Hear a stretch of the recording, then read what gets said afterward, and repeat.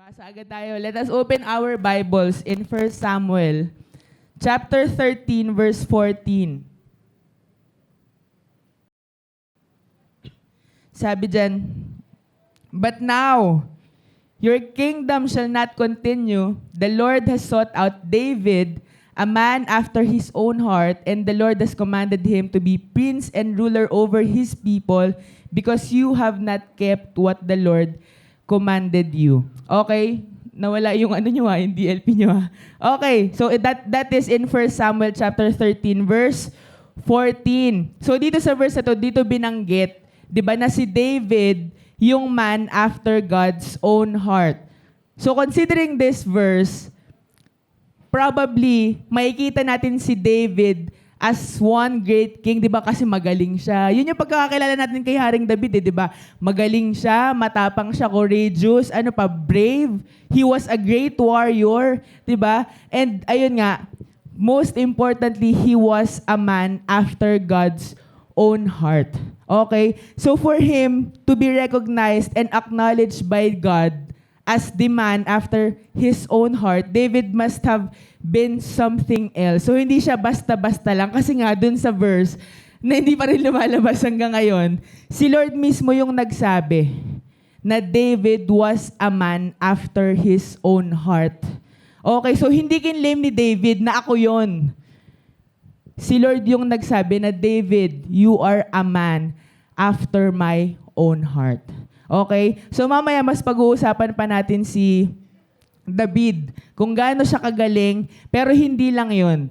Kasi, syempre lahat naman ng mga magagaling merong kahinaan eh. Naniniwala ba kayo doon? Okay. Buti naman, lahat tayo naniniwala.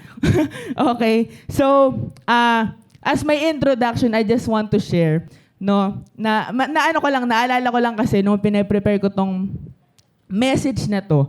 No, so, ako kasi naniniwala ako personally na everyone and everything has a breaking point. Okay, kahit gaano pa kagaling, kahit gaano ka pa katalino, ang isang bagay din, kahit gaano yan kaganda, kahit gaano yan kamahal, meron yang breaking point. Ano yung sinasabi nating breaking point? Merong limit. Merong limitasyon. Okay, so ma-share ko lang ng konti at ng mabilis. Okay, so nag-undergo ako ng training sa DOTR last year. So I am a graduate of railway engineering. So ang aking field ay sa tren at sa riles. Pero wala po manghihingi sa akin ng bagon. Wala po akong may bibigay sa inyo. Okay? So during the training, dun ko nalaman na ultimo yung bato dun sa riles ng tren, merong limit. Ang lifespan ng bato, yung technical term nila dun ay ballast, 30 to 40 years. Okay, so ultimo kahit yung bato, merong limitasyon na akala natin ganun-ganun lang siya. 'Di ba? So meron siyang sarili niyang design specifications at dun sa design specifications nakalagay din dun ano yung limit niya. Okay, ano yung breaking point niya? Halimbawa, pati yung release, merong lifespan 40 years lang. 'Di ba? So yung kaya yung MRT-3, nagkaroon ng sudden massive rehabilitation due to lack of maintenance kasi hindi napangalagaan kaya napaaga yung pag-reach niya nung breaking point niya. Okay? So kung iisipin natin, if we are to think na tayo yun, dumaan na siya agad dun sa breaking. Dumaan na siya agad dun sa brokenness. Okay? Pasensya na po. I'm really trying na maintindihan yung lahat yung sinasabi ko at na mag-Tagalog para magkaintindihan tayong lahat. Okay? So, pray for me na may Tagalog ko to lahat dahil hindi ko na-prepare yung Tagalog outline ko. Okay? So basically everybody and everything has a limit. So, hindi natin pwedeng sabihin na kaya natin gawin lahat. Hindi natin pwedeng sabihin na lagi tayong malakas. Hindi natin pwedeng sabihin na lagi tayong okay. Diba? At hindi rin naman ibig sabihin nun na pare-parehas tayo nung breaking point o pare-parehas tayo nung mga limitasyon natin. Okay? Because where your limit is might not be where my limit is. Magkakaiba tayo ng galing, magkakaiba rin tayo ng kahinaan. Okay, some people can tolerate pain better than others. So, hindi natin pwedeng i-judge yung ibang tao na, yan lang. 'Di ba? So, hindi natin yun pwedeng i-invalidate yung kanilang pinagdadaanan o yung kanilang feelings kasi, again, magkakaiba tayo. Okay? Yung madali para sa atin, maaring mahirap para sa kanila. At yung madali sa kanila, maaring mahirap para sa atin. Okay? So, your breaking point, ito naman ang maganda. Your breaking point is your breakthrough point. So, it doesn't end there. It doesn't end in your breaking point. Your breaking point is your breakthrough point, and that breaking point is also known as brokenness. Sino na nakaranas na broken-hearted? Uy, umamin na. Siyempre, yung mga nanay pwede umamin. Dahil may mga asawa na itong mga to eh. Yung mga youth pwede rin naman, amin lang na amin. Diba? Okay, so sino na nakaranas mo broken-hearted? Kakaunti pa lang, papalad nyo naman. Okay? So, in a world where we fix things when they are broken, brokenness is always seen under a bad light, a mistake, and an unfortunate thing. Diba? Dito sa mundong ginagalawan natin, parang ang tendency kapag nakita tayo ng sirang bagay, kailangan ayusin yan agad. Diba? Kasi iniisip natin kapag sira, hindi yan functional. Pag sira, hindi yan pakipakinabang. Diba? Kaya ang tingin natin tuloy, but pag something is broken, or pag someone is broken, masama yun. Pero alam nyo, lahat talaga tayo dadaan dun sa brokenness. Lahat talaga tayo dadaan dun sa breaking, kahit gaano ka pakayaman. Kahit limpak-limpak na salapi pa yung nasa bangko mo. Dadaan at dadaan ka dun sa brokenness, dun sa breaking. So ang title natin ngayon is From Breaking to Breakthrough. Okay? From breaking to breakthrough. So, lang natin, i-elaborate lang natin. Yung breaking, yun yung sinasabi ko kayo na paulit-ulit, that is your limit, that is brokenness, that is the pain, yung suffering, yung anumang pinagdadaanan mo ngayon. And yung breakthrough, ito ang ganda kasi yung nakita kong definition ng breakthrough. Breakthrough is something that takes a person to a higher level. Breakthrough is something that takes a person to a higher level. So yung brokenness mo, that will lead to your breakthrough. Kaya hindi ka hanggang dyan lang. Sabi mo sa katabi mo, hindi ka hanggang dyan lang. Okay? Okay na ba yung DLP? Napakita niyo yung verse ba kanina? Okay, so balikan natin si Haring David, the man after God's own heart. So kilala natin si David as one of the greatest kings in the Bible, but little did we know, meron din siyang limit. Kahit gaano pa siya kagaling na warrior, kahit gaano pa siya kagaling na hari, kahit siya pa yung man after God's own heart, dumaan din siya sa breaking, dumaan din siya sa brokenness, not just once, not just twice, maraming beses. So katulad din natin, si David po, si Haring David, ay normal na tao din. Okay, di siya immortal. Okay, kaya kung ikaw may pinagdadaanan ka ngayon, ibig sabihin normal ka pa. Pag wala kang pinagdadaanan, kabahan ka. Di ba? Mas nakakatakot yun pag wala kang pinagdadaanan. Okay? So, basahin natin sa Psalms chapter 51. Medyo mahaba to. Pero basahin natin kasi ang ganda-ganda. Ang sumulat nito ay si David. Psalms chapter 51 verses 1 to 17. So, ito yung naisulat ni Haring David nung kinonfront siya ni Nathan. If I remember it correctly, si Nathan after niya mag-commit ng adultery kay Bathsheba. Okay? So in verse 1, sabi dyan, have mercy on me, O God, according to your unfailing love, according to your great compassion, blot out my transgressions, wash away all my iniquity, and cleanse me from my sin. For I know my transgressions, and my sin is always before me. Against you, you only have I sinned and done what is evil in your sight. So you are right in your verdict and justified when you judge. Surely I was sinful at birth, sinful from the time my mother conceived me. Yet you desired faithfulness even in the womb. You taught me wisdom in that secret place. Cleanse me with hyssop, and I will be clean. Wash me, and I will be whiter than snow. Let me hear joy and gladness. Let the bones you have crushed rejoice. Hide your face from my sins and blot out all my iniquity. Create in me a pure heart, O God, and renew a steadfast spirit within me. Do not cast me from your presence or take your Holy Spirit from me. Restore to me the joy of your salvation and grant me a willing spirit to sustain me. Then I will teach transgressors your ways so that sinners will turn back to you. Deliver me from the guilt of bloodshed, O God, you who are God my Savior, and my tongue will sing of your righteousness.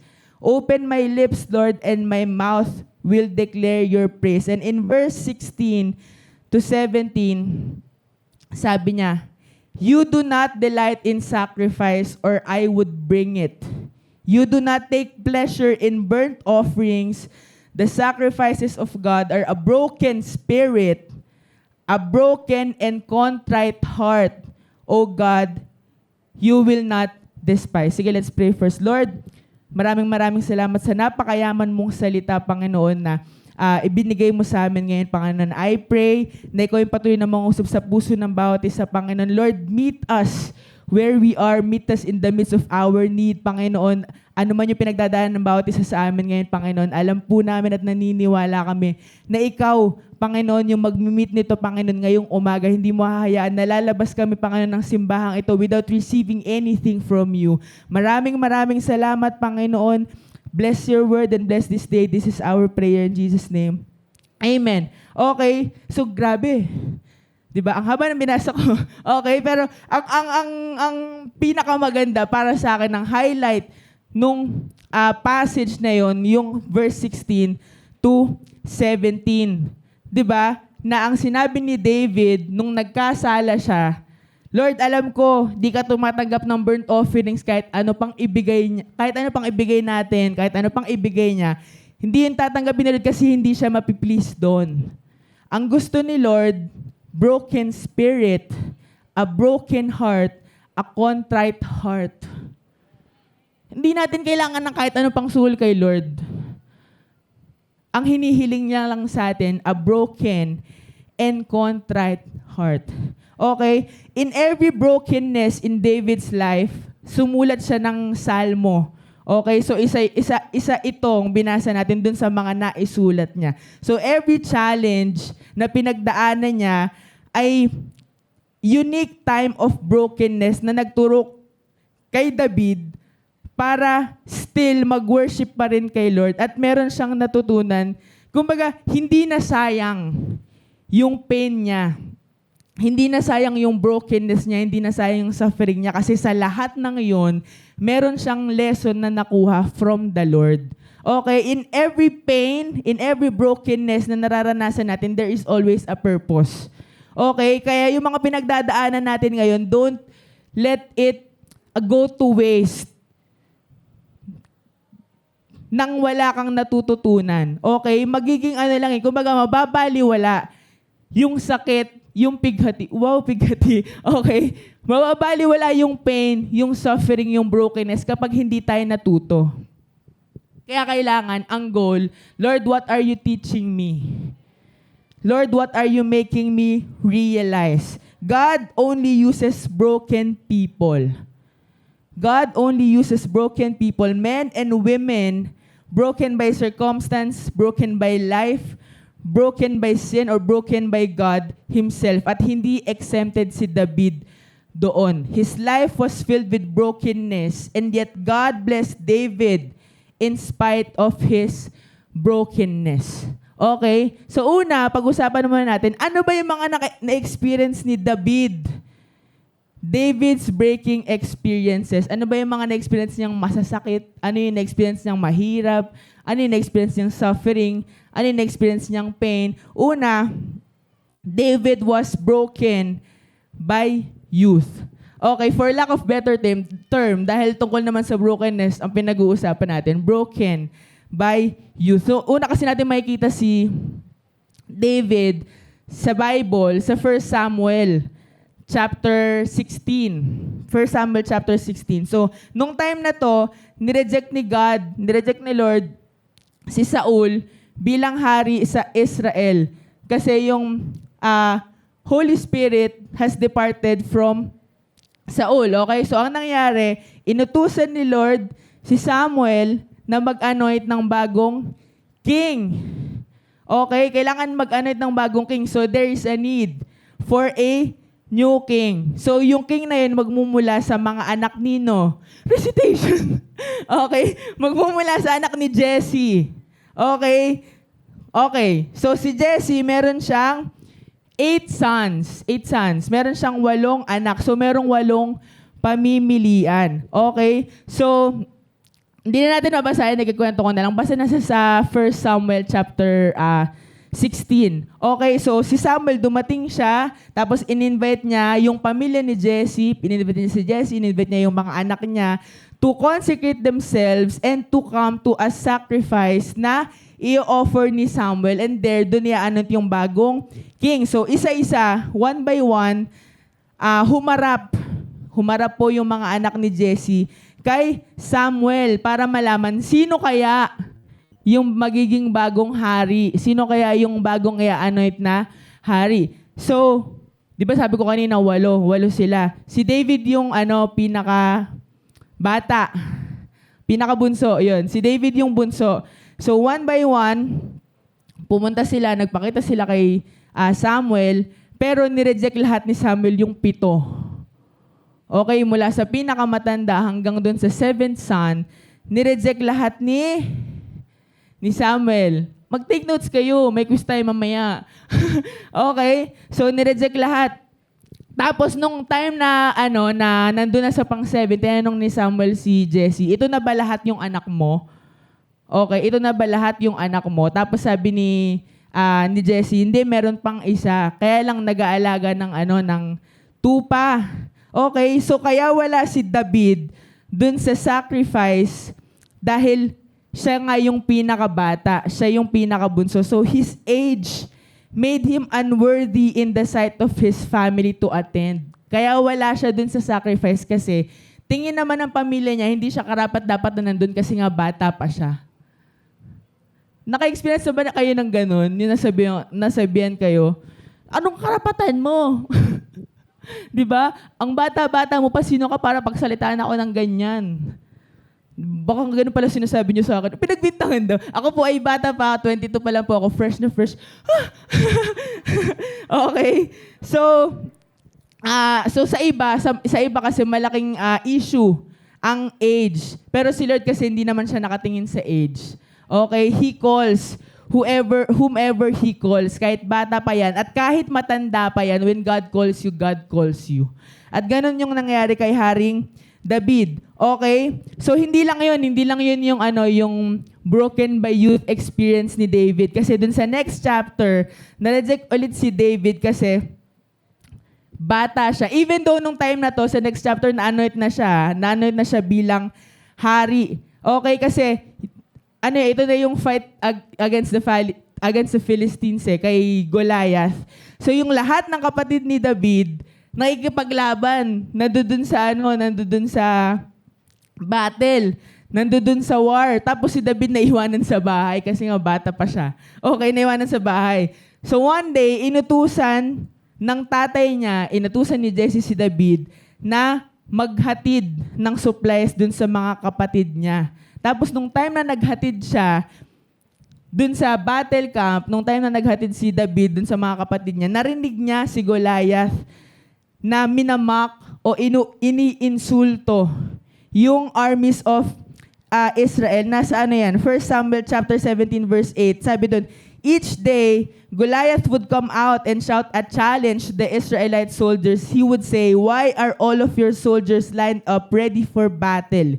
You are Saul's servants. I am a Philistine. So choose one man and send him to fight me. If that man kills me, he wins, and we Philistines will become your slaves.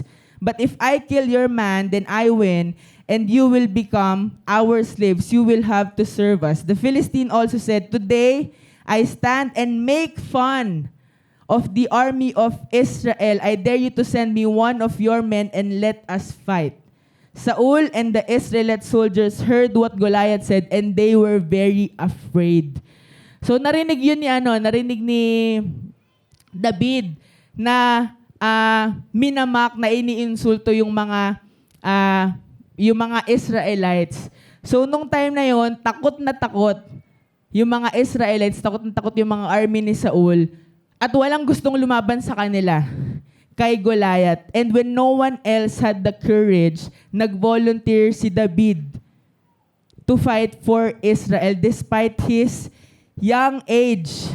Sabi sa verse 31, some men heard David talking. They took David to Saul and told him what David had said. David said to Saul, people should not let Goliath discourage them. I am your servant. I will go fight this Philistine. Saul answered, you can't go out and fight against this Philistine. You are not even a soldier. Goliath has been fighting in wars since he was a boy. Okay, sa ibang translation, ang nabanggit doon, you are not able to go against this Philistine to fight with him, for you are but a youth. Hindi ka pwedeng lumaban kay Goliath kasi bata ka lang. Imagine mo, nag-volunteer na nga siya, tapos nireject pa rin siya. Bakit? Kasi daw, bata pa siya. So once again, people rejected David dahil bata pa siya, but God worked through his faith to deliver Israel. Siya yung nakapatay kay Goliath. Okay, so despite yung mga natanggap niyang rejection, still, God worked miracles through his life. At doon natin talagang makikita na God chooses young people. God chooses young leaders to glorify His name because it is not about you, it is about the Lord. Kaya kahit bata ka pa, you start serving God. Hindi natin pwede mag-excuse na, ay, bata pa ako, tsaka na ako mag-serve pag nakagraduate na ako. Baka di ka makagraduate niyan. Di ba? No, you don't delay. You don't delay your service to God. You start as early as you can. Mapalad nga tayo, pag bata pa lang tayo, nandito na tayo sa church. Kaya yung mga anak din po ninyo, you push them to go to church.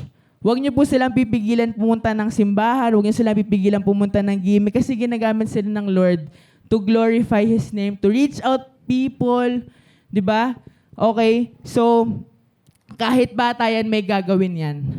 Okay, pangalawa, David was broken by persecution. Okay, so Saul's final years were profoundly tragic. Okay, so masaklap na yung final years ni Saul.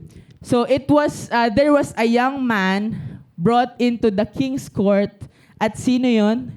Si David. Okay, tapos siya yung si Saul, parang nagkaroon siya ng depression.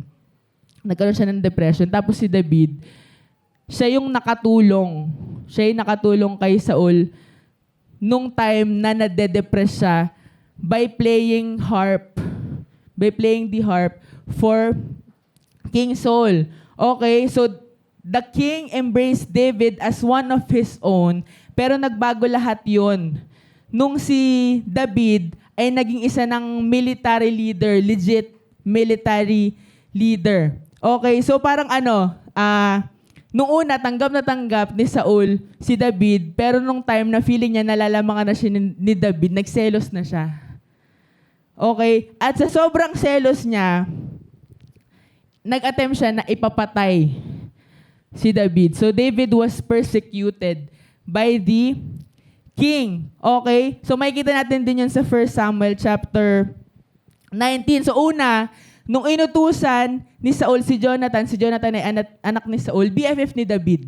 Tari, may BFF, di ba? Okay, so inutusan niya si Jonathan, tapos yung army niya para patayin si David. Pero dahil kaibigan niya nga si Jonathan, nabigyan siya ng warning, nabigyan siya ng babala na pinapapatay siya ng tatay niya. Tapos, pinakausapan ni Jonathan si Saul na wag niya nang ipapatay si David kasi wala naman siyang ginawang masama. So, na-spare yung life ni David nung time na to. Pero hindi pa rin tumigil si Saul. Meron pang second attempt na pagpapatay sa kanya. So, dito naman, yung kay Michal, anak din ni Saul, asawa ni David. Okay, so nung time na to, nagpe-play ng harp si David dun sa bahay ni Saul after niya ulit makipaglaban at talunin yung mga Philistines. So alam ko sa chapter 19 din to, nilukuban ng masamang espiritu si Saul, tapos bigla niyang sinibat si David. Habang nagpe-play ng harp, bigla niyang sinibat si David. Buti na lang, nakaiwas si David, kaya yung sibat tumama sa dingding. So pagkaiwas niya, tumakbo na siya, tumakas na siya, tapos nagtago siya sa bahay niya. Kaso yung bahay niya napapaligiran na nung nung armies ni Saul, inaabangan para patayin siya. Okay? Pero tinulungan siya ng asawa niya na si Michal para makatakas. So again, his life was spared. So napagdaanan ni David yun, nakareceive siya ng death threats. Actually, hindi lang death threats, talagang pinapatay na siya eh. Tinatry na siyang patayin eh. 'Di ba? Kahit wala naman talaga siyang ginawang masama. Okay, kaya minsan hindi tayo pwedeng makampante para isipin na wala tayong ginagawang masama, para isipin na walang mang-aatake sa atin. Kasi meron at merong dadating. Okay? So, ito. Sometimes, it is other people that God uses to break us. 'Di ba? Yung mga persecution na natatanggap natin from other people, kasama yan dun sa process of breaking sa atin ng Lord. Sino ba una nag-persecute sa atin? Yung mga mahal natin sa buhay. Siyempre yun yung gagamitin, di ba? Para i-test tayo. Kasi kung ipa-persecute ka ng taong di naman importante sa'yo, walang dating yun. Di ba? Kaya ang unang mag-persecute talaga sa'yo, yung pamilya mo. Ang unang pipigil sa'yo yung pumunta ng church, yung pamilya mo. Ang unang mga tao na magke-question ng relasyon mo sa Diyos, yung pamilya mo. Pero kailangan mo patunayan sa kanila that your faith and your relationship with God is authentic by not stopping and by not giving up. Kasi yung persecution, dadaanan talaga natin yan. This breaking is necessary to prepare us for leadership. It is necessary para mai-prepare tayo sa leadership. At yun din yung nakakatulong sa atin para makapag-develop tayo ng humility, ng faith, ng perseverance na kailangan para ma-lead din natin yung ibang tao. Because how will you lead other people? Kung hindi mo alam, hindi ka nakaka-relate sa pinagdadaanan nila. Diba kasi ganun lang yun eh. Alam nyo, yung mga pinagdadaanan natin ngayon, darating yung araw, yan yung armas natin para makatulong tayo sa ibang tao. Kasi alam mo na eh. Kasi pinagdaanan mo na eh. Ang hirap naman kasi mag-minister dun sa tao na may certain problem tapos hindi mo alam paano i-address. Kasi perfect yung life mo eh. 'Di ba? Perfect ka? Okay? So, what you are going through right now is necessary because God is preparing you for leadership. 'Di ba? We are being raised up as leaders of leaders. Yung mga ililid nating tao, hindi rin yan basta-basta lang. Kaya yung pagdadaanan nila, hindi rin yun basta-basta lang. Kaya yung pagdadaanan mo, hindi rin yun basta-basta lang. Okay? So, ito ba yung one thing honorable about David, na kahit pine-persecute siya, hindi siya he responded with honor. So, pag pine-persecute kayo ng mga tao sa paligid nyo, huwag nyo sila papatulan. Diba? Huwag nyo silang aawayin. Lalo na syempre pag pamilya. Diba? Paminsan ang galing natin sumagot dun sa mga magulang natin, kaya lalo silang nawawalan ng amor sa atin. No, you respond to them with honor and respect. Because as David acted with honor in the face of unjust persecution, his men grew to respect him even more. Kaya nirespeto si David nung mga army kasi nakita nila kung paano i-honor ni David si Saul. Nakita nila kung paano nag-respond si David dun sa persecution. 'Di ba? Isipin mo, kung tayo ngayon nakakaranas tayo ng persecution, halimbawa nga sa pamilya natin, tapos sinasagot-sagot natin yung magulang natin. Tapos dumating yung time, yung disciple mo, ganun yung pinagdadaanan. Ate, kuya, si mama kasi ayaw ako payagan mag-church eh. Tapos anong advice mo sa kanya? Sige, sagot-sagutin mo lang. 'Di ba?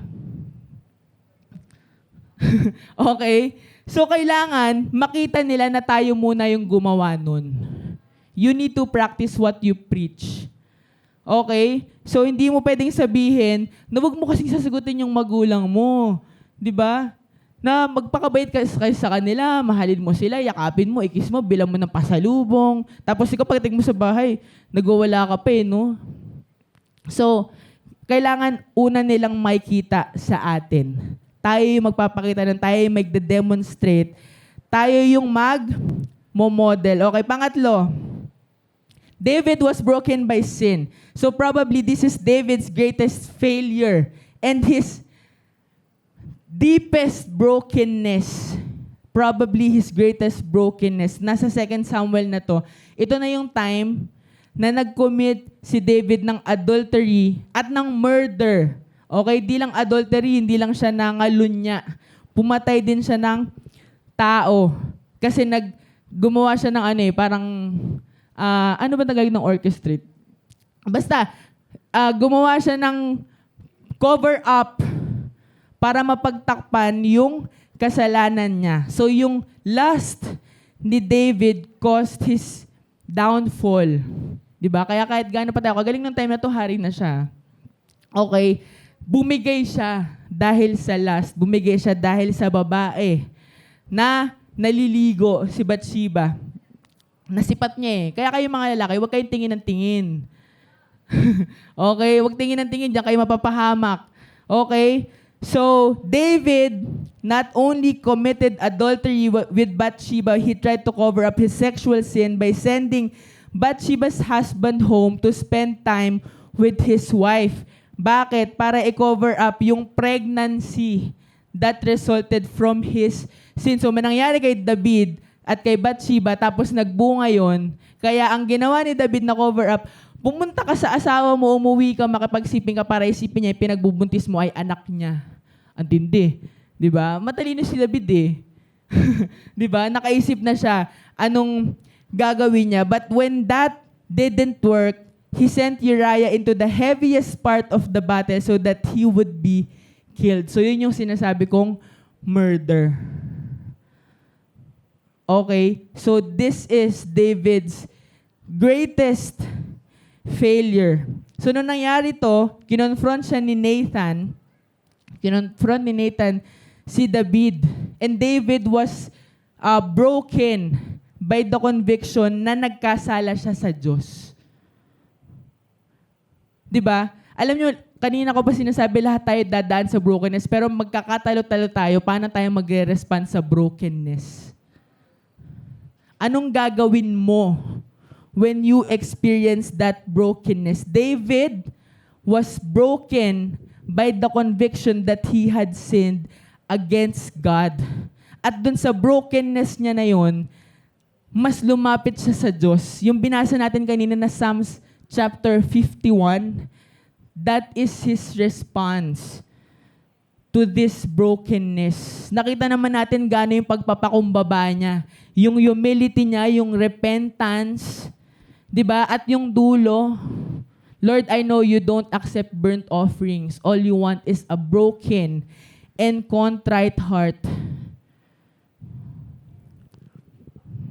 Magkakatalo-talo tayo sa response. And he asked God, Lord, create in me a clean heart. Renew the right spirit within me. So Psalms chapter 51, for me, is one of the most beautiful examples of restoration and beauty in brokenness. Balikan natin yung verse 16 to 17. You do not delight in sacrifice, or I would bring it. You do not take pleasure in burnt offerings. The sacrifices of God are a broken spirit, a broken and contrite heart, O God, you will not despise. So, in other words, ang prayer ni David dito, Lord, break me. Ang hirap nun. Para ipanalangin mo kay Lord, Lord, break me. It takes guts to pray that prayer to the Lord. Diba? Ang hirap nga isipin let alone desire to have it. Lord, break me. Alam nyo, kadalasan kasi we don't recognize that we are already broken people, na na-damage na tayo nung sin natin, na-damage na tayo nung pain, na-damage na tayo nung trauma, na-damage na tayo nung pinagdaanan natin. Hindi natin na-recognize. Hindi natin inamin sa sarili natin. Parang ginagasay natin yung sarili natin na hindi, okay lang ako. Hindi, wala lang to. Hindi, kaya ko pa to. Di ba? But, you know, until you recognize your need for help, you cannot change. Hanggat hindi mo na-recognize na kailangan mo ng tulong, hindi ka magbabago. Kaya importante that you recognize that you are in your season of brokenness. Importante that you recognize that you are in pain. Importante na hindi ka magpapanggap. Importante na magpakatotoo ka. Importante na maging honest ka. And until we recognize our need for God, our need for His mercy, our need for His grace, our need for His forgiveness, we cannot fix our brokenness. Sabi ko kanina, lahat tayo dadaan sa brokenness. Pero yung brokenness na yun, ang makakaayos lang nun si Lord. You cannot fix it by yourself. Diba? Kaya, hindi totoo yung sasabihin mo na, ay, tsaka na lang ako mag-church ulit pag okay na ako. Kasi, kung dun sa time na meron kang problema, tas pinili mong umalis sa church kasi gusto mo munang ayusin yung sarili mo, hindi mo maayos yung sarili mo. God is the only healer who can accomplish it. God is the only one who can heal your brokenness. Bakit pinaparana sa atin ni Lord yung brokenness? Because it leads us to our Savior. Dinadala tayo dun sa tao, dun sa Diyos na nagmahal sa atin. Di lang basta mahalin, na mahal na mahal na mahal na mahal na mahal tayo nung Friday, nung gimmick, di ba? That's God's love is the greatest love that you can ever receive. Yung brokenness natin must cause us to draw nearer to God, hindi para mas lalong lumayo sa Kanya. Kung gusto mo talaga na umayos yung buhay mo, mas lumapit ka sa Diyos.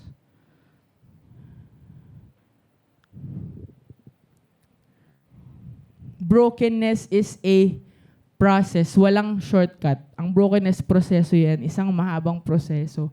At walang shortcut. And no one makes it through life avoiding brokenness. Pero alam nyo, pwede nyong iwasan eh. Pwede nyong takbuhan eh. Pero mapapagod ka lang kakatakbo. Bakit? Kasi hindi ka titigilan yan. It will haunt you. Kasi kailangan mo talaga siyang daanan.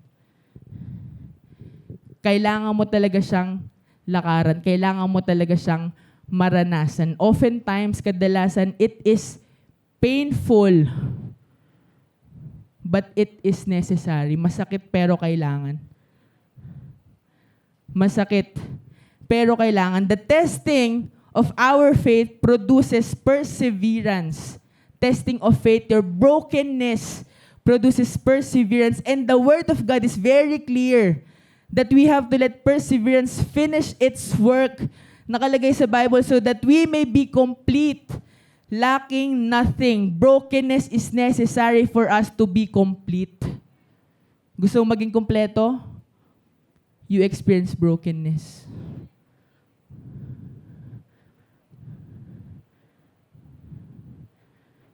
You experience brokenness. Ngayon, that leads me to my point number 2, what brokenness does to us. Ano bang ginagawa sa atin ng brokenness at paulit-ulit sinasabi na kailangan ko yan pagdaanan? Okay? This is God's assurance for you. He is making something out of your brokenness. God never lets your pain na masayang. Di ka niya pinagtitripan, kaya ka nasasaktan. merong purpose. Ang main setting natin dapat, I am broken because God is preparing me for something big. From breaking to breakthrough. You are experiencing brokenness because you are about to experience the breakthrough. God is preparing you for something big. In seasons of brokenness, God has a graceful way of not tossing us aside but making us whole again, turning our most desperate situations into defining moments. Yung problema natin ngayon, darating yung time, God will turn it into our defining moments. Anong ibig sabihin ng defining moments? Yung breakthrough, yung success, yung answered prayer, yung problem solved. That is your defining moment. What brokenness does to us, it leads us to draw closer to God. Nabanggit ko na to kanina eh. It leads us to draw closer to God. David found strength in God, and in his brokenness, he found strength in God. Alam nyo, brokenness is a condition during which God allows circumstances to control our lives to the point that we must totally depend on Him. Alam nyo, kung bakit mahirap pagdaanan yung brokenness, kasi gusto ni Lord makita natin na hindi natin kaya ng tayo lang. Gusto niya ma-realize natin na kailangan natin siya. That's why your brokenness must lead you closer to God. Sabi ng isang pastor, Pastor Michael Catt, maybe you are feeling alone, immersed in a time of darkness. I've got good news. God is on the verge of getting you alone with Him so He can get the you out of you and fill you with Himself. Sometimes when we experience brokenness, kaya feeling natin paulit-ulit na lang, kasi yung sarili natin punong-puno ng sarili lang natin eh. 'Di ba? Tapos darating yung point na sobrang bigat na feeling natin, iniwanan na tayo ng lahat ng tao, tayo na lang mag-isa. God allows it. Kasi gusto niya magkaroon ng alone time with you. Para yung sarili mo na punong-puno ng sarili mo, tatanggalin niya at pupunuin niya ng presensya niya. 'Di ba? Kaya naalala ko dati, yan yung sinasabi ko kay Pastora Sara eh. 'Di ba? Na Pastora, kasi feeling ko ako lang mag-isa eh, na parang wala naman dumadami sa akin, na parang lahat sila meron silang sariling buhay. Tapos ang natatandaan ko talaga yung sinabi sa akin ni Pastora nun, alam mo, hindi disadvantage o hindi ka dapat malungkot na mag-isa ka because you use it to your advantage by making that as your alone time with the Lord. During your alone time, you are not alone. You must need to choose to be alone with God. Alam nyo anong maganda sa pagiging broken? Yun yung perfect time para tanggalin ni Lord yung dapat tanggalin sa atin at punuin tayo kung ano yung dapat punan sa atin. Brokenness symbolizes humility before God. It symbolizes total surrender to His work and to His will. Kapag na-recognize na natin na hindi talaga natin kayang mag-isa. Na hindi natin kaya kapag tayo lang. Ang brokenness, hindi yan masama. 'Di ba? Itong mundo lang naman eh. Yung nagsisiksik sa utak natin na nakakahiya maging broken, na nakakahiya maging mahina, na nakakahiya umiyak. But brokenness in the hands of God is not to be ashamed of, because brokenness is openness in the hands of God. Brokenness is openness in the hands of God. And brokenness in God is finding true strength because of your weakness. Pag yung brokenness natin, isinurrender na natin sa Lord, doon na tayo titigil magpanggap na okay lang tayo. Doon natin marirealize na yung strength na akala natin meron tayo, wala naman pala talaga. At doon natin makikita yung true strength that God is giving us in our moments of weakness, in our moments of brokenness. When you choose to be broken before the Lord, you allow yourself to be given to people. When you choose to be broken before the Lord, you allow yourself to be given to people. Kapag dumadaan ka dun sa season of your brokenness, tapos surrender mo yan kay Lord, ibig sabihin, inaalaw mo si Lord na yung buhay mo ay ma-share sa ibang tao. Kasi alam nyo, yung testimony natin hindi para sa atin eh. Ang testimony natin para sa ibang tao. And unless your life is broken, it cannot be shared. Diba, sa feeding of the 5,000, anong meron sila? 5 loaves and 2 fishes. Ang papakainin nila, 5,000. Eh kung iisipin nga natin ngayon, kasya ba sa atin yung 5 tinapay at saka 2 isda? Parang hindi naman tayo abot na 1,000. Yung pinakain nila, 5,000. But God broke the loaves, God broke the fishes, and they were able to feed the 5,000. Because of brokenness. Unless your life is broken, it cannot be shared. Your testimonies are meant to be shared. Di mo dapat yan tinatago, kaya yung kahinaan natin, you expose it to God. You expose it to God and He will turn it into something greater. Prioritize your relationship and personal intimacy with God. Kahit gaano ka pa ka-busy, kahit gaano ka pa kapagod, kahit gaano pa kadami yung ginagawa mo. Minsan kasi sobrang busy natin sa ministry, we forget to abide in His presence. Alam niyo, may reveal sa akin si Lord eh. Yung devotion natin ng mga nakaraan, di ba yung sa I Am the Vine? Ang utos sa atin ni Lord, abide in me, and I will abide in you.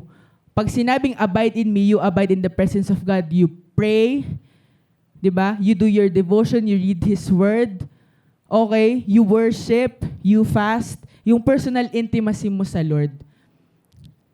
Abiding in God does not mean that you go to church religiously. Diba? Minsan ang sipag-sipag natin sa ministry, pero wala naman tayong prayer life. Wala naman tayong devotion. Alam niyo yung tawag dyan, abiding in Christianity. God hates religious people. Abiding in Christianity versus abiding in God, magkaiba yun. There's a big difference. You prioritize relationship with God. Of course, kailangan talaga natin maglingkod. We are called to serve. But you cannot serve without your personal intimacy with the Lord kasi titigil ka. Kasi mapapagod ka, kasi aalis ka. Yung intimacy natin sa Lord, that is your sustenance. Kasi hindi naman madali itong pinapagawa sa atin eh. But you will be sustained by your relationship with the Lord. You abide in Him. You abide in God.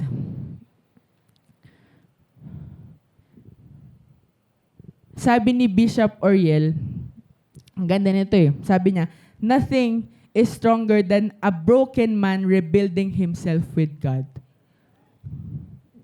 Wala nang mas lalakas pa, wala nang mas titindi pa sa isang broken na tao na nire-rebuild yung sarili niya sa presensya ng Diyos, sa presensya ng Panginoon. Kaya kapag broken ka, huwag ka nang lumayo. You rebuild yourself in God. Because that's the only way you can rebuild yourself.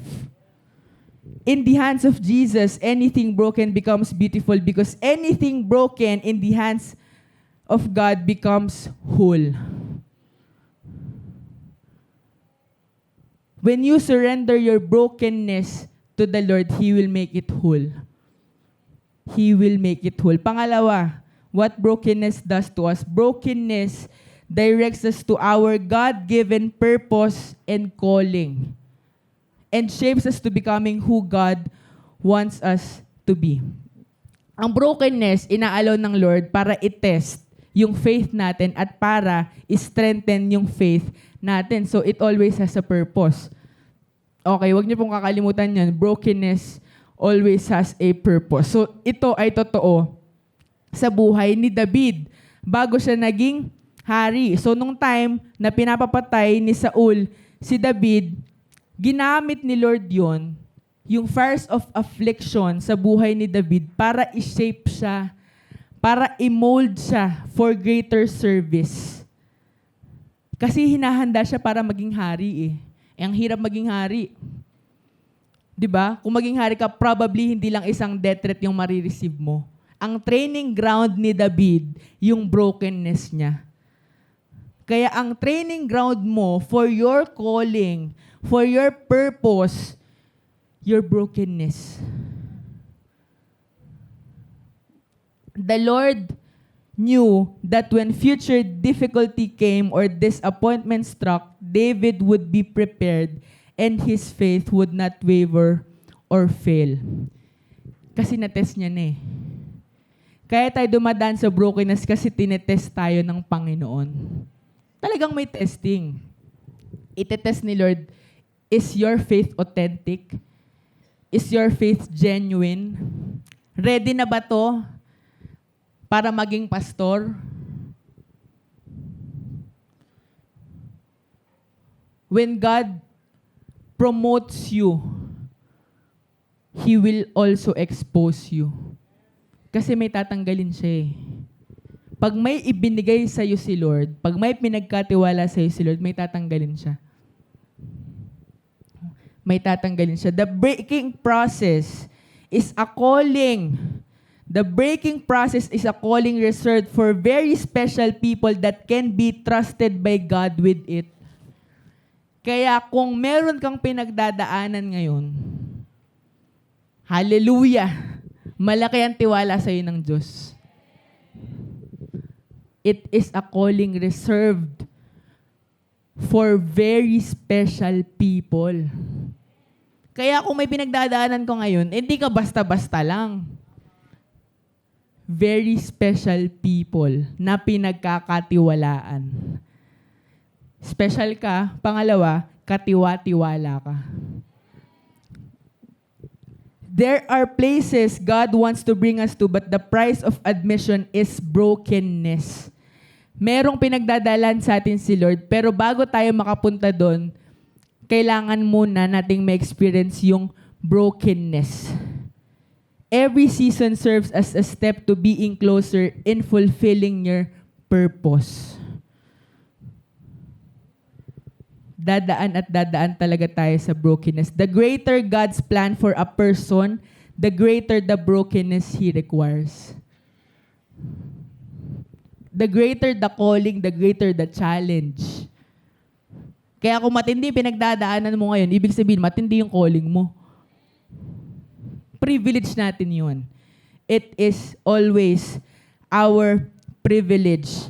Brokenness is a way of revealing our level of faith better than anything else. Okay, and brokenness takes us where we don't want to go. Minsan kasi natatakot tayo eh. Natatakot tayong lakaran kung ano yung hinanda ng Lord para sa atin. 'Di ba? Kasama sa lalakaran na yun yung brokenness. But tatandaan nyo, in this ministry, it's not about what you do, it's about who you become. It's not about what you do. It's about who you become. Nagiging sino ka?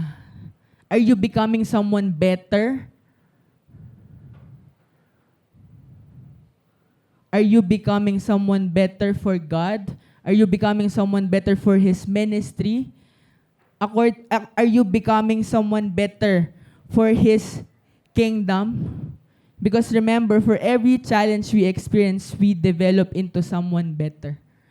Ang tanong dapat lagi, Lord, what are you teaching me? Lord, ano yung tinuturo mo sa akin? Imbis na magtanong tayo na, Lord, bakit ako? Diba? Kasi lagi nating tanong yun eh. Kapag nahihirapan tayo, Lord, bakit ako? Diba? Na parang, Lord, nag-serve naman ako sa iyo ah. Bakit kami pa? Diba? Lord, naging faithful naman ako eh. Ba't kailangan ko pa ito pagdaanan? Diba? Pamilyar? O baka ako lang yung nagtanong nun? Sige, ako na lang. Okay?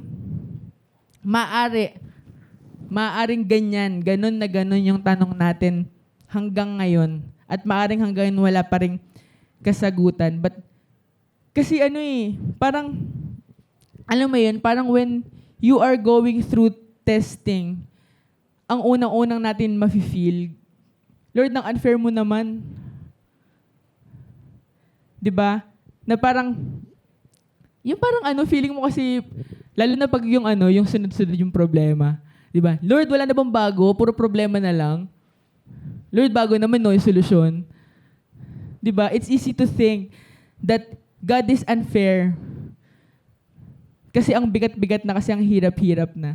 'Di ba? Ang tanong na lang natin lagi, Lord, kailan ba gagaan yung buhay?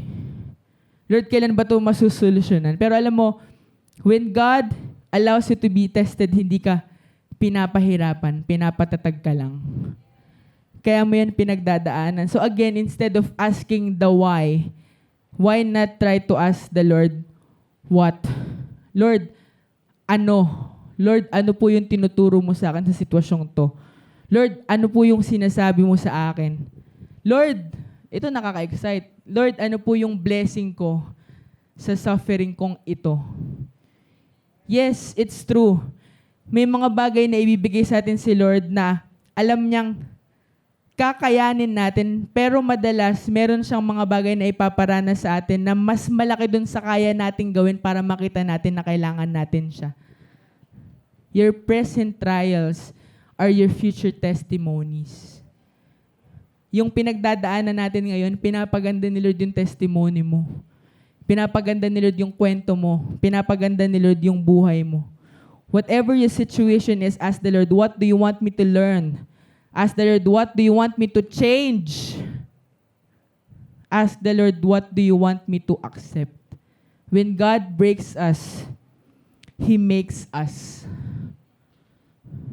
Ang breaking, it's not about tearing you apart. It's about making you whole. Pangatlo, brokenness brings us to our, ito na, excited, ang pinaka-exciting part. Brokenness brings us to our breakthrough. From breaking to breakthrough. Brokenness brings us to our breakthrough. Meron kasi ako nabasang book ni Pastor John Bevere. Ang sabi niya doon, sa buhay natin may 3 stage, yung promise, yung process, at yung fulfillment. Sabi niya, everything in life starts with a promise. Siyempre, papangakuan ka ng Lord. Di ba, papangakuan ka ng Lord ng buong pamilya, papangakuan ka ni Lord ng salvation, ng restoration, papangakuan ka ng blessings, ng prosperity. Pero dito pa lang yun sa promise. Meron pang process, meron pang fulfillment. Bago marating yung fulfillment, dadaanan mo muna yung process. At yun yung crucial point. Yung process. And you know what? The process is not linear. Hindi laging patag. Hindi laging patag ang daan, hindi laging madali. Hindi laging kaya natin. Hindi laging pabor sa atin. Pero kailangan nating daanan because without the process, you cannot walk in the fulfillment of the promise. Promise, process, fulfillment. Hindi pwedeng stuck ka dun sa promise. Kailangan makapunta ka dun sa fulfillment. And before you go through the fulfillment, you go through the process. Brokenness can bring us to a new dimension in God through which no other doors may lead. Yung breakthrough natin, hindi natin yan makukuha hanggat hindi natin pinagdadaanan yung brokenness. Your biggest battles can produce your greatest breakthroughs. Your greatest battles can produce your greatest breakthroughs. Yan yung itatak natin sa isip natin. Every time na nahihirapan tayo, grabe ang tindi nito, ibig sabihin ang tindi ng breakthrough ko. Grabe ang tindi nito, ibig sabihin ang tindi ng blessing na ibibigay sa akin ni Lord. Para ma-excite ka. Kasi kapag nakafocus ka dun sa problema, lalo ka madadown eh. Pag nakafocus ka dun sa problema, lalo ka lang madi-discourage. Pag nakafocus ka sa problema, hanggang dun ka na lang sa problema. Pero pag nakita mo yung resulta, you aim for the result. You aim for the breakthrough. Kaya you will do something. Meron kang gagawin. Remember, if God has chosen you to face a time of brokenness, it will be followed by a season of tremendous blessing. Kung napili ka para maranasan yung brokenness, congrats, ibig sabihin napili ka rin para i-bless ng Lord. Napili ka rin para pagpalain ng Lord. Always remember, breaking muna bago breakthroughs. Breaking muna bago breakthroughs. Sabi ni Bishop T.D. Jakes, those that God is going to anoint the most, He always crushes the most severely. Yung mga tao daw na pinaka-i-anoint ng Lord, yun yung mas ika-crush niya. Ang tindi ng term na ginamit, di ba crush? Dudurugin. Pag mas matinding anointing, mas matinding durog. Unless dumaan tayo sa crushing at sa breaking, hindi natin marireceive yung pinakamantinding anointing.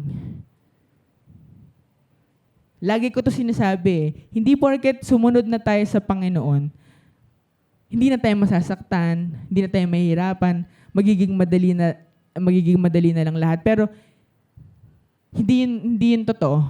Okay, pero ito kasing good news para sa ating lahat. Na kahit nahihirapan na tayo, hindi tayo lalakad mag-isa. Kasi nandyan si Lord. This message is not meant to scare you. This is meant to remind you that even in your worst breaking moments, God is still in control. May kasama ka lumakad. Na broken ka, pero buo pa rin yung plano ni Lord para sa'yo. Yung pinangako niyang fulfillment of the promise, buo pa rin yun. Yung pinangako niyang breakthrough, buo pa rin yun. Yung purpose mo, buo pa rin yun. Yung calling mo, buo pa rin yun. It is not the end of you when you experience brokenness. It's not the end of you when you are in pain. Sometimes, or oftentimes, madalas, your greatest blessing lies beneath your greatest breaking. Breaking muna bago breakthrough. Kaya hindi sayang yung lahat ng luha, lahat ng pighati, pati sipon habang umiyak, di yan sayang. Soon enough, you will understand that your breaking is not meant to harm you, but to bless you so that those people around you will believe that God rewrites stories. Your testimony is meant to be shared to other people. Yung suffering mo ngayon, hindi yan panghabang buhay. Today is not forever. Breaking will always prove that your story and your faith is authentic. May testing. It will be proven by how you respond to your season of brokenness. Ito, kapag mas malalim yung sakit, mas malaki yung ipagkakatiwala. Pag mas malaki yung ipagkakatiwala, mas malalim yung sakit. So, be faithful even in your breaking season. Kaya may breaking kasi may breakthroughs. Keep going because you have the Lord of the breakthrough. The God who let you experience that brokenness is also the God who will give you your breakthroughs. Be still. Be still. Brokenness is a beautiful thing. 'Di ba? Maganda yung brokenness. 'Di ba? Naalala ko si Charles may na-share nun sa sa gimmick na art. Yung art ay gawa sa broken glasses. Tapos nakapag-produce ng napakagandang art.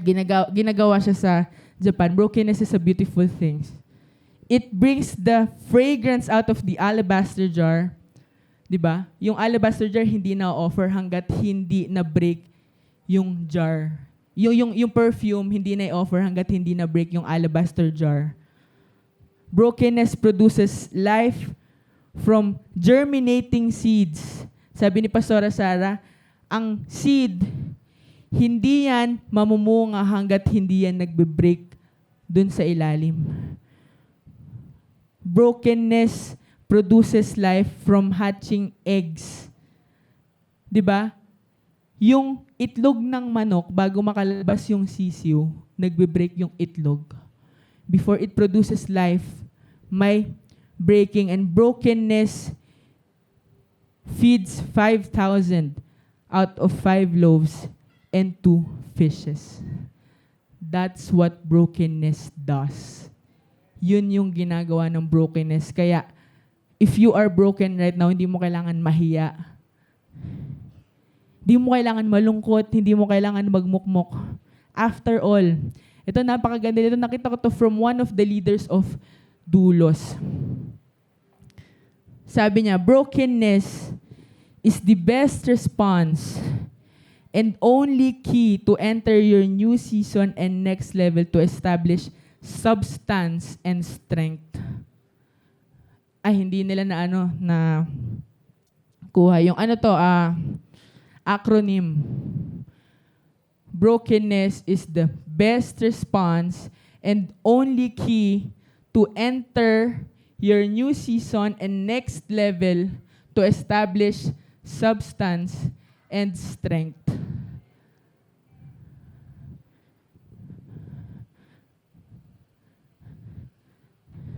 Mapalad tayo. May brokenness. And last, this is where I'll end. Number 3, for my point number 3, brokenness is access. Brokenness is access. Alam nyo, pag naintindihan natin ang kaharian ng Diyos, ibig sabihin nun, ina-acknowledge natin sino yung hari dun sa kingdom. Yung hari, He is the one in charge of our lives. Nasasakupan tayo nung hari sa loob nung kaharian. And it is a liberating experience to know that the only way to let His kingdom come to our hearts is to humble ourselves down, to be broken before Him. Minsan kasi iniisip natin, parang nakakaya lumapit kay Lord eh. Kasi feeling natin unworthy tayo, feeling natin hindi tayo karapat-dapat, feeling natin ang dumi-dumi natin, feeling natin sobrang imperfect natin. Kaya mas lalo tayong hindi lumalapit. Kasi pinangunahan na natin eh. Pero alam nyo, mahal na mahal na mahal na mahal na mahal na mahal ka ng Lord even in your most imperfect situation, even in your most imperfect self, you have access to your King. Hindi natin kailangan ng burnt offerings para bigyan tayo ni Lord ng access. Hindi natin kailangan ng bayad to have access to the King. Nakakatuwa malaman na yung what God expects of us is just to humble ourselves down. Magpakumbaba lang tayo.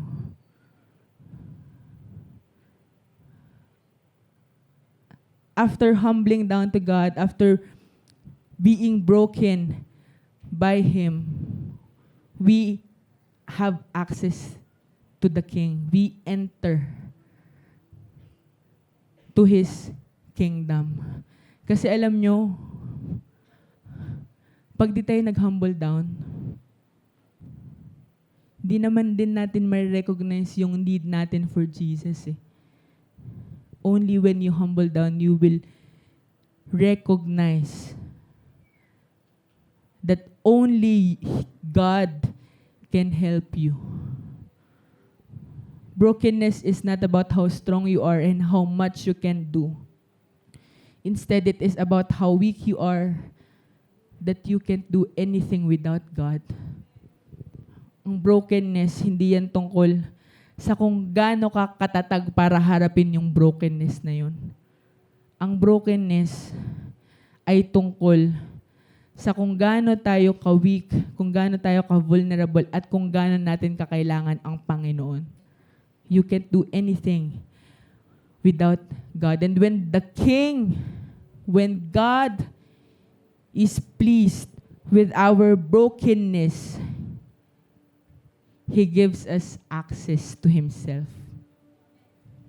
Not just access, He gives us priority access. Yung tipong nandun ka sa moment of brokenness mo, 'Di ba? Imagine niyo, sobrang hirap ka na, humahagulgol ka na iyak ka na. Tapos makikita mo yung mga lumalapit kay Lord, sobrang dami nakapila. Nakapila. But when God is pleased with your brokenness, He will give you a VIP pass. Yung mahabang pila, lalampasan mo lahat yun. Uunahin ka ni Lord. Brokenness is access. It is access to Himself and to all the good things He has in store for us. No more lines. No more waiting time. When you go to God, tatanggapin ka niya. Because the king's guest, ikaw, the king's guest deserves nothing but the best. Yun yung gusto iparana sa'yo ni Lord. He wants you to experience the best breakthrough out of your most painful breaking. Brokenness is access to His presence. Last na talaga. Si Michelangelo, kung kilala niyo si Michelangelo, yung sculptor, siguro alam to ng mga youth, yung sculptor, si Michelangelo ang gumawa ng statue ni David. Sculptor yung nag-ano, anong Tagalog nun? Yun. Salamat po sa buhay nyo. Yung nag-uukit, di ba? Pag nag-uukit ka, meron ka tinatanggal. So si Michelangelo, siya yung nag-ukit ng statue ni David. True to life po to ha. Okay? So yung statue na yon ay 13 feet tall. So ako ay 5'7". Siguro doble ko. Tapos lagpas pa ng konti. Tapos yung ginamit niya dun sa statue na yon, flawed marble. Marble bato. Flawed, ibig sabihin, imperfect. He used flawed marble. Diba? Alam naman natin saan nanggaling yung marble, di ba yung marble? Bago siya maging marble, yun yung limestone na nagfo-form sa shore, sa beach, sa dagat, tapos magiging bato. So yun yung marble. So that same block, that same marble na ginamit ni Michelangelo sa pag-ukit dun sa statue ni David, nireject siya ng ibang artist, ng ibang sculptor kasi sabi, may sira, tapos may impurities. So, hindi ginamit. Hindi ginamit ng ibang. Pero hindi pinangalanan, hindi ko na matichismis sa inyo kung sino yun. Nireject ng iba. Turns out, yun pala yung gagamitin ni Michelangelo.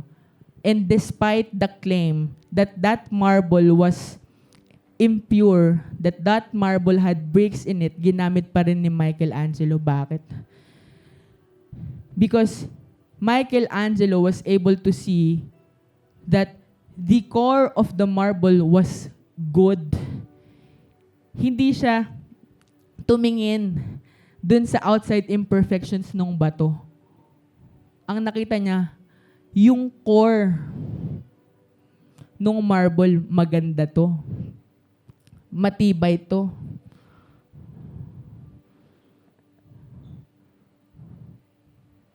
Most probably that describes King David. He was broken. He was flawed. He was imperfect. Sobrang daming imperfections ni Haring David. But God saw who he was at his core. The man after God's own heart. God never judged David, therefore he will never judge you. God is looking at your core. The core of who we are is our heart, who we are when we are alone. Ang core mo, kung sino ka pag ikaw na lang mag-isa. Ang core mo kung sino ka pag wala na nakakakita. Kasi ang dali magpanggap eh. Pag may tao, pag andyan yung leader mo, pag andyan si pastora. Pero sino ka ba talaga pag ikaw lang mag-isa? That is your core and God is looking at your core. Di natin maloloko si Lord eh. God is looking at your core, and it's the part of us that only God sees. Di ba? Meron tayong character, ugali, na hindi naman alam nung katabi natin, na hindi alam nung leader natin, pero alam ni Lord. Our core is the part of us that only God sees. Yun lang, si Lord lang yung nakakakita. God looked at David's core, God looked at David's heart, and He found someone He could work with. Despite David's imperfections, alam ni Lord kagamit-gamit siya.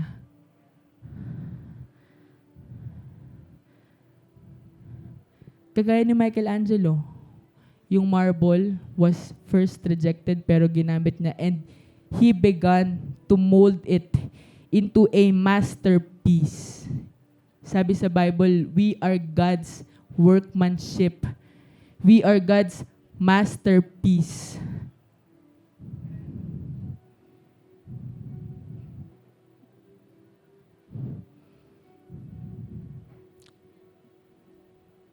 Every time we go to our brokenness, tinitignan tayo ni Lord at tinatanong niya tayo, sinasabi niya sa atin, gusto ko itang i-mold, gusto ko i-shape yung heart mo, gusto ko itang gawin na masterpiece ko. I want to make you into a masterpiece. I want to make your life my masterpiece. I want to make your marriage my masterpiece. I want to make your dreams my masterpiece. I want to make your ministry my masterpiece. Pero ang tanong ni Lord, hahayaan mo ba akong gawin yun? Will you let me? Will you allow me? Papayagan mo ba akong i-mold ka? Papayagan mo ba akong i-shape ka? Papayagan mo ba akong ukitin ka? Kasi molding, shaping, yung sculpting, yung pag inuukit, may tinatanggal eh. At habang tinatanggal, masakit yun. Masakit yun.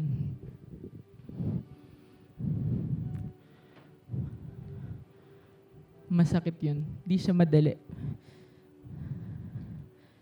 Kasi merong kina-carve out sa'yo. Ganun yung sculptors sa sculpture nila. Ganun si Lord sa buhay natin. Before we become His masterpiece, meron siyang kina-carve out sa buhay natin. Kaya masakit.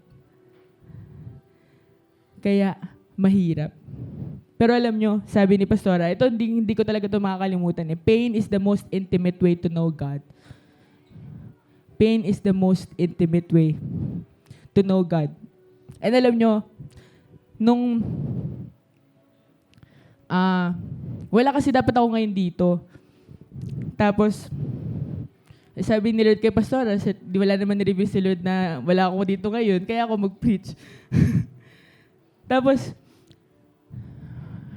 nung sinabi niya sa akin, ito yung i-share mo. May nagay niya sa akin yung From Breaking to Breakthrough. Yun daw yung title, yun yung theme.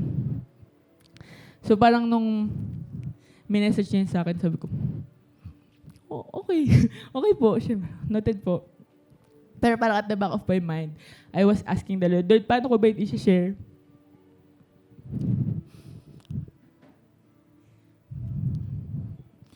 Kasi, ay, umiyak na. Nasama kasi ako sa workshop ni Kuya Marvin. Kasi just recently, nagkaroon kami ng problema. Masakit, ang hirap. Sabi ko nga, parang ito yung, hindi ko na-expect na mangyayari sa akin. Hindi ko naisip na mararanasan ko siya ever. So, nung time na hindi ko talaga maintindihan.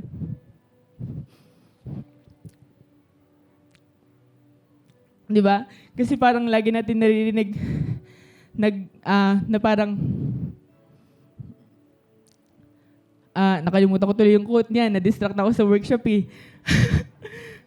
na parang ipinagkakatiwala ni Lord yung pinakamatitindi niyang battle sa pinakamatitindi niyang soldier. Pero nung time na yun, sabi ko, Lord, parang ayoko nang maging matinding soldier. Kasi ang hirap eh. Di ko ma-explain. Di ko ma-explain kung ano yung nararamdaman ko, basta alam ko lang masakit. Di ko alam kung paano ko siya haharapin. Parang gusto kong takbuhan, parang gusto ko nalang umalis ng bahay namin. Parang gusto ko nalang iwan lahat. Kasi di ko alam kung paano ko siya harapin kasi sobrang sakit. Sobrang sakit.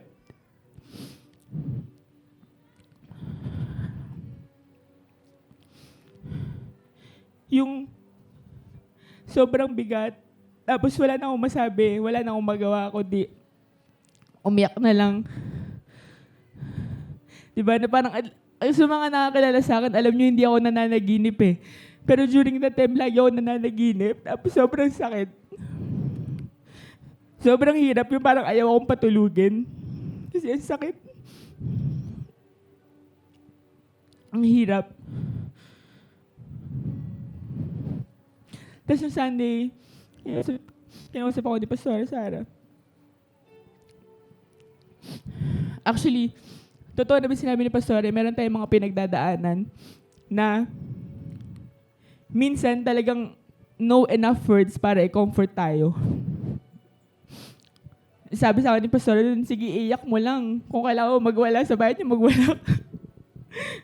Kaya lang ayoko na magligpit, kaya di ako nagwala sa bahay namin. Pero ang hindi ko makakalimutan na sinabi sa akin ni Pastora nung linggong yun, grabe, laki ng tiwala ni Lord sa'yo. Sapat na yun. Masakit pa rin pero sapat na yun. Sabi niya sa akin, sige, umiyak ka. Magulgul ka, magwaling ka. Pero maghanap ka ng word. Kailangan may word. Dapat laging may word of God. And alam nyo, what the Lord told me sa 2 Kings, chapter 20, verse 5, sabi doon, I have heard their prayer. I have seen your tears. Surely I will heal you. Di ko nga alam kung saan galing yun eh. Pero totoo that God moves.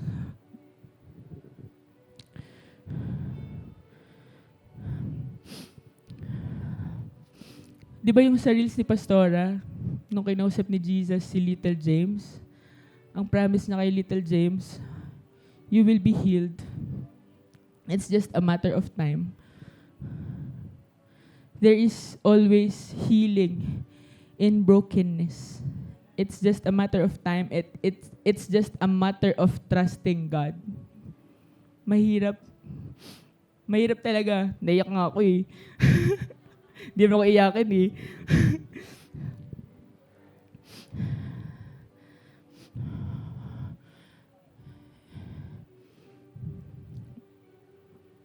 Sometimes our brokenness kasama yung we will be broken by our family. Pero kahit anong gawin nila, ang tinuro sa atin ni Lord, magpatawad. Kahit masakit. Kahit mahirap, kahit di mo maintindihan.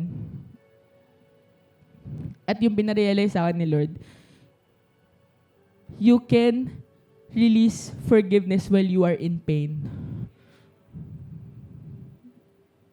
You can release forgiveness while you are in pain. Kasi si Jesus, nung time na pinapako siya sa krus, that very same people, pinatawad niya. You can forgive kahit masakit pa. Di mo kailangang maghintay ng 1 taon, ng 1 buwan, ng 1 linggo. Di mo kailangan niya ipagpabukas. If you can forgive now, you forgive now. Kasi paano kung namatay ka mamaya?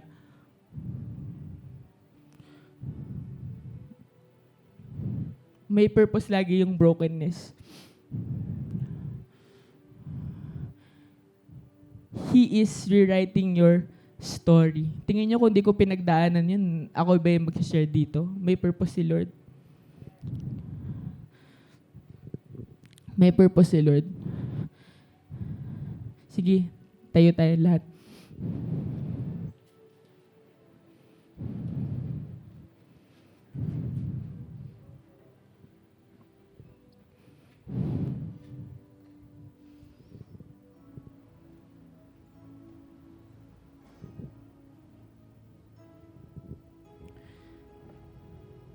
Ngayong umaga, you evaluate yourself. Nasang season ka ng life mo ngayon? Uncomfortable ba? Masakit ba? Mahirap ba? Is it hard? And you feel like it's gonna break you? Maybe you need to be broken to be able to break through. Ngayong umaga, huwag mo muna pakialaman yung katabi mo. May sariling brokenness yan. May sariling battle yan. Maging totoo ka kay Lord.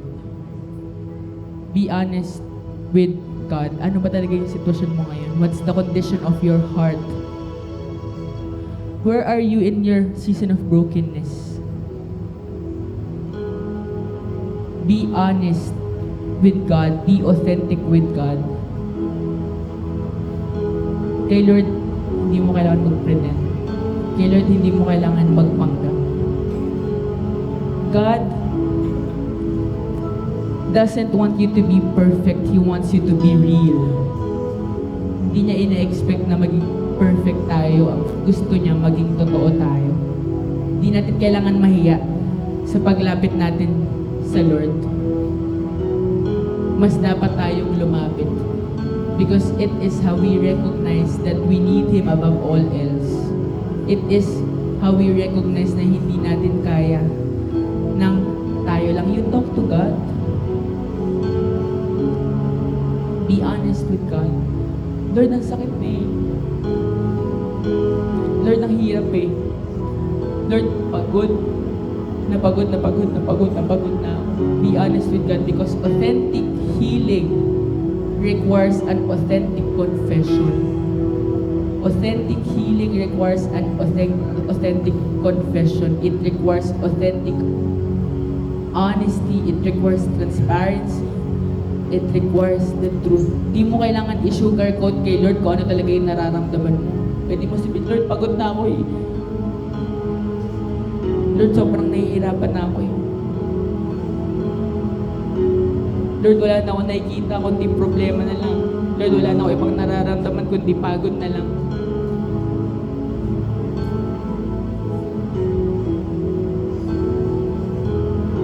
Be honest with God. In your breaking season, you run to Him. You run to the Father. In your breaking season, in your brokenness, you run to the Father. Di mo kailangan magtago, di mo kailangan magpanggap, di mo kailangan takbuhan yan, di mo kailangan iwasan yan, harapin mo ngayon.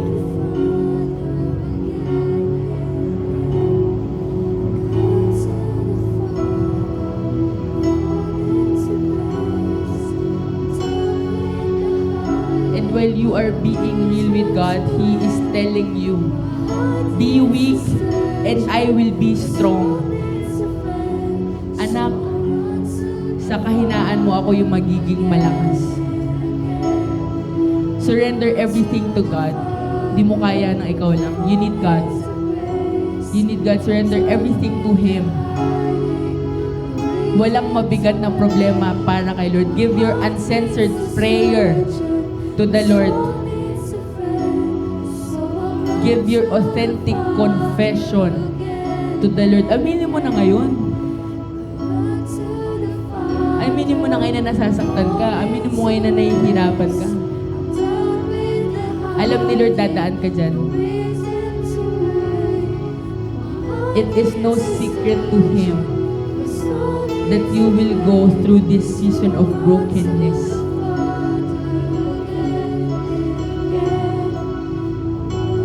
You are not expected to be strong always. You are not expected to be perfect. Come to God and He will give you healing. Come to God and He will give you rest. Pag hindi mo na alam kung ano yung gagawin, when you don't know what to do, kneel. Hindi parating sa sariling lakas. Hindi parating sa sariling galing. Hindi parating sa sariling kakayanan. It is when our knees hit the ground, we stand victoriously against the giants in front of us. Huwag mo mamaliitin yung pananalangin at pagluhod mo sa Panginoon.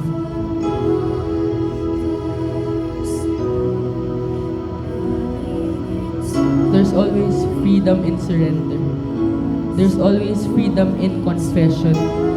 Hindi mo malalagpasan yan hanggat di mo inaamin. Hindi mo malalagpasan yan hanggat hindi mo nire-recognize that you are in your season of brokenness.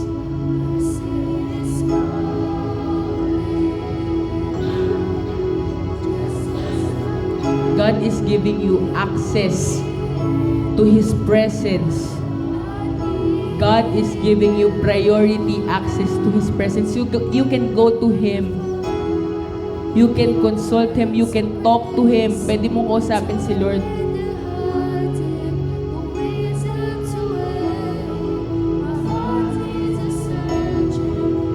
Alam ni Lord, hindi tayo laging okay. God knows what you are going through. He is El Roy, the God who sees. He sees your situation, He sees your condition, and He looks at you with compassion.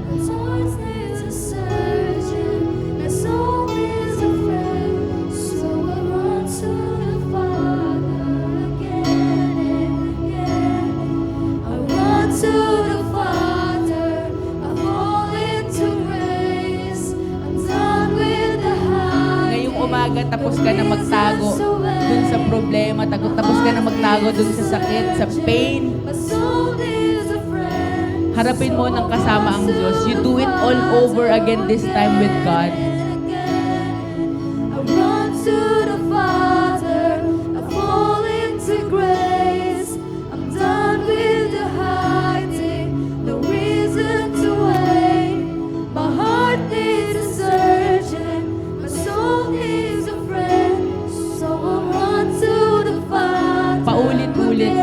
Kahit paulit-ulit, hindi masasawa si Lord sa atin. You can run to Him again and again and again and again. You can call to God again and again and again and again. Hindi masasawa si Lord pakinggan kung ano yung panalangin mo. Hindi masasawa si Lord pakinggan kung ano yung sasabihin mo sa Kanya. Surrendering everything to God implies that you trust Him. It shows how much you trust God and not yourself.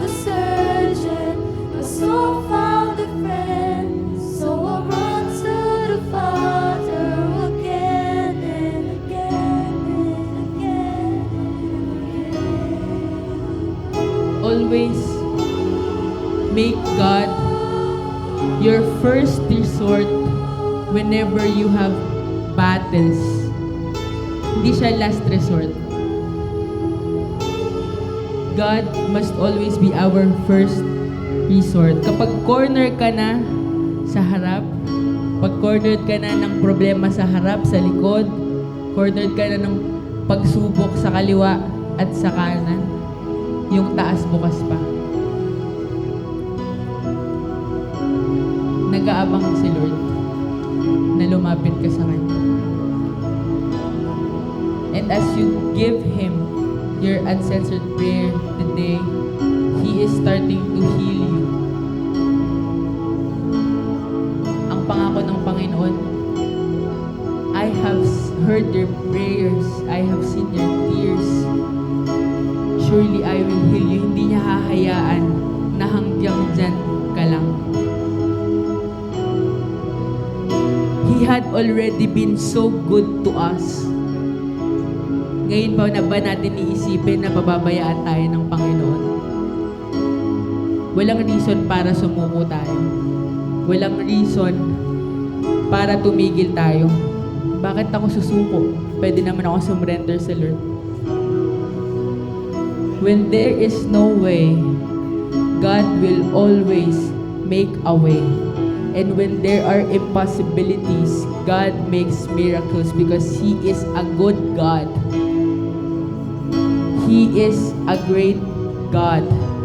And He loves you so very much, to the point that He died on the cross to atone you for your sins. There is someone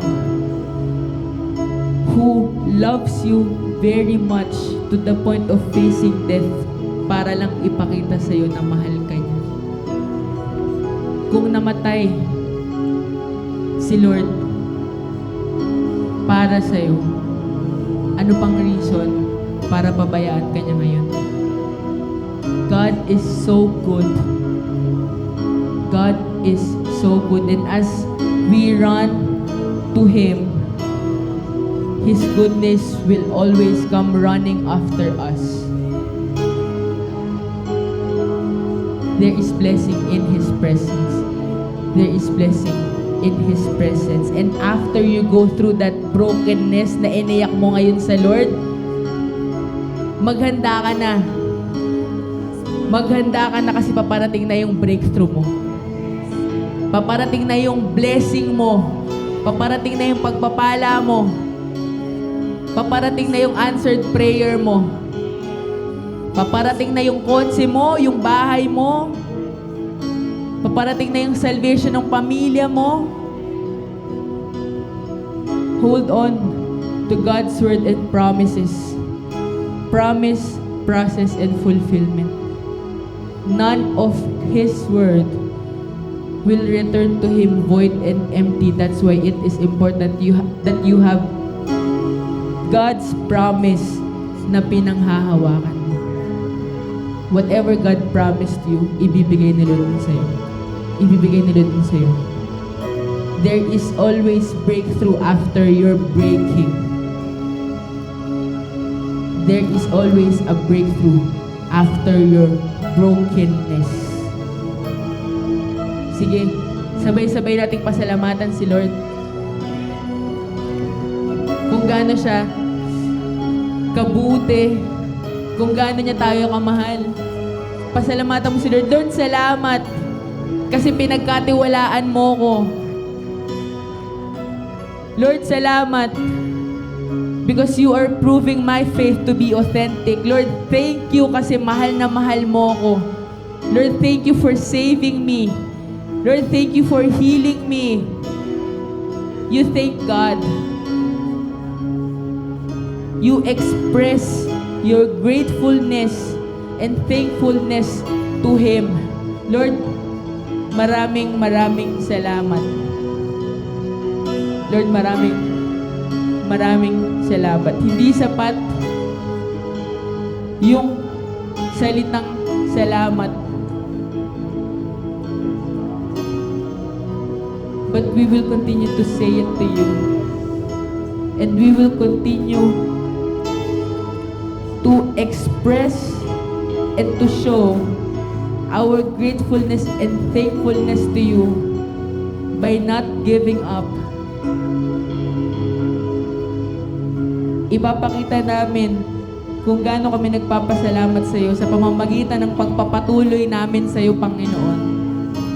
Na kahit anong problema yung dumating sa amin, hindi kami mag-give up, hindi kami titigil.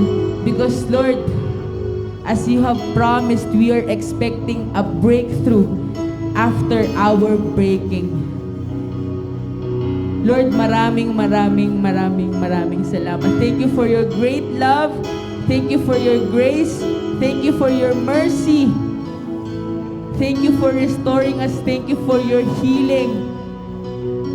Thank you for rewriting our story. And thank you for developing us into becoming a better follower and servant of yours and of your people. Indeed, you have entrusted us something greater.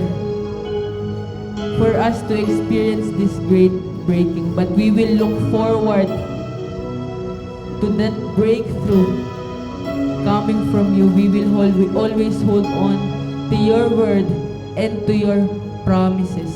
Lord, we entrust unto you everything. We surrender unto you everything. And we acknowledge that apart from you, we can do nothing. Lord, we need you in our lives. Kailangan ka namin, Lord. Hindi namin kaya ng kami lang. Hayaan mo na sa bawat paglakad namin, dun sa path na hinanda mo para sa amin, ikaw yung kasama naming lakaran yon patungo dun sa fulfillment ng pangako mo. Maraming salamat. And thank you for your children na nagpapatuloy sa paglilingkod sa iyo, Panginoon. You see their course, you see their hearts, and you will bless them according to their hearts, according to their obedience to you. Continue to give them a heart that loves you and a heart that loves your people. Thank you for giving us access to your kingdom. Thank you for you entrusting us with this ministry. Thank you for entrusting us with this purpose and with this calling. It will always be our privilege, Lord. Maraming salamat. Thank you, Lord. Bless each and every one of us. Bless our pastor, Pastor Sara, who continues to lead us and guide us, Panginoon, to becoming the leaders whom you designed us to be. Bless the whole Jagia family. Bless the nation Philippines and the nation Israel. This is our prayer in Jesus' name. Amen and amen.